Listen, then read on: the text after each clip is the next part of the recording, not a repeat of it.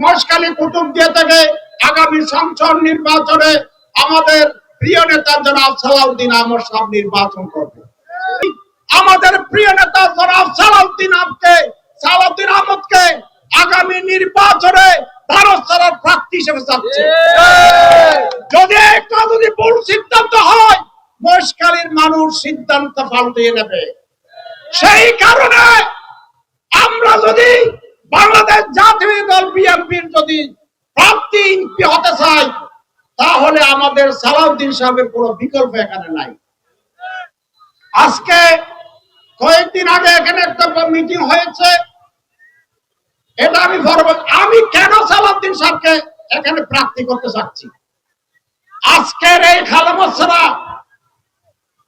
অত্যন্ত সুশৃঙ্খল একটা এলাকা, শিক্ষিত এলাকা, যাদের মধ্যে কোনো ভেদাভেদ ছিল না, তাদের মধ্যে কোন ধরনের বিবাদ ছিল না, আজকে এখানে যুদ্ধক্ষেত্র পরিণত হয়েছে। সেই যুদ্ধকে সমাধান করার একমাত্র ব্যক্তি হলো সালাউদ্দিন আহমদ।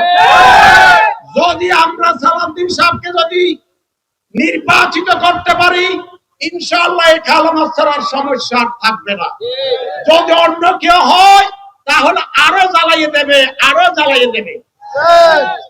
সেই জন্য এই খালামছড়াকে রক্ষা করার জন্য, মহেশখালীর মাটিকে রক্ষা করার জন্য, মহেশখালীর মানুষকে রক্ষা করার জন্য সালাউদ্দিন সাহেবের কোনো বিকল্প এখানে আমি দেখছি। আমরা আজকে এখানে মানুষ প্রমাণ করবে, মহেশখালীর মানুষ, আমাদের মহেশখালীর মানুষ প্রতিটি ভোটার আমাদের প্রিয় নেতা জনাব আলহাজ সালাউদ্দিন আহমদকে চাই এখানে আগামী দিনে নির্বাচন করুক। আমরা চাই আর অবহেলিত থাকতে চাই না।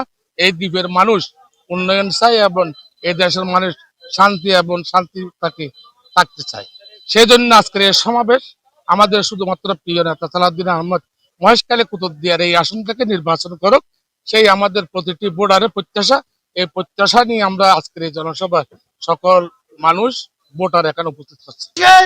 ভাগ্য পরিবর্তন করার জন্য এই দেশের মহেশখালীতে নির্যাতিত নিপীড়িত যারা লুটপাট করে 25 বছর লুটের রাজত্ব তৈরি করেছিল, তাদের থেকে অবসান পাওয়ার জন্য সালাউদ্দিন আহমেদ